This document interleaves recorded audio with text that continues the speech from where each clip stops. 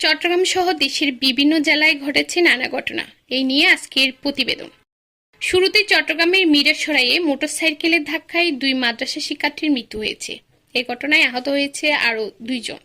14 November সন্ধ্যায় উপজেলার ঢাকা চট্টগ্রাম মহাসড়কের ছড়ারকুল এলাকার ঢাকামুখী লাইনে এই দুর্ঘটনাটি ঘটে।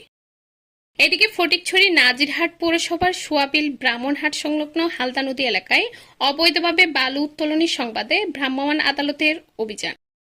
15 নভেম্বর সকাল থেকে দুপুর অভিযান পরিচালনা করে সহকারী কমিশনার ভূমি মোহাম্মদ নজরুল ইসলাম। পরে ভ্রাম্যমাণ আদালত এক যুবককে 1 মাসের বিনাশ্রম কারাদণ্ড দেন। অন্যদিকে চট্টগ্রামের নগরীর এনায়েত বাজার এলাকায় আকাশ ঘোষ নামে এক যুবককে হত্যার ঘটনায় প্রধান অভিযুক্ত সহ 3 জনকে গ্রেপ্তার করেছে র্যাব। 15 নভেম্বর দুপুরে র্যাবের চাঁদগাঁও ক্যাম্পে সংবাদ সম্মেলনে এ তথ্য দেন র্যাব 7-এর company commander lieutenant colonel Mohammad Tawhidul Islam. কক্সবাজারের কুতুবদিয়ায় পানিতে ডুবে আব্দুল্লাহ 1 ও জ্যোৎস্না আক্তার 8 নামে 2 শিশুর মর্মান্তিক মৃত্যু হয়েছে। 15 নভেম্বর সকাল 9টার দিকে উপজেলার খোয়ারবিল ইউনিয়নের 3 নং ওয়ার্ড বড় মৌলভীবাড়ির পুকুরে এ ঘটনা ঘটে।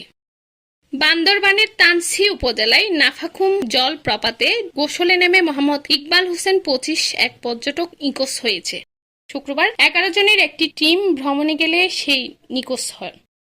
গাজীপুরে একটি আবাসিক ভবন থেকে গৃহবধূর গলাকাটা মরদেহ উদ্ধার করেছে পুলিশ। এ সময় স্বামীকেও গলাকাটা অবস্থায় উদ্ধার করে হাসপাতালে নেওয়া হয়। স্ত্রীকে হত্যার পর স্বামী নিজেই আত্মহত্যার চেষ্টা করেছে বলে ধারণা পুলিশের। 15 নভেম্বর সকালে মহানগরীর কোনাবাড়ি নোয়াপালি মার্কেট এলাকায় এই ঘটনা ঘটে।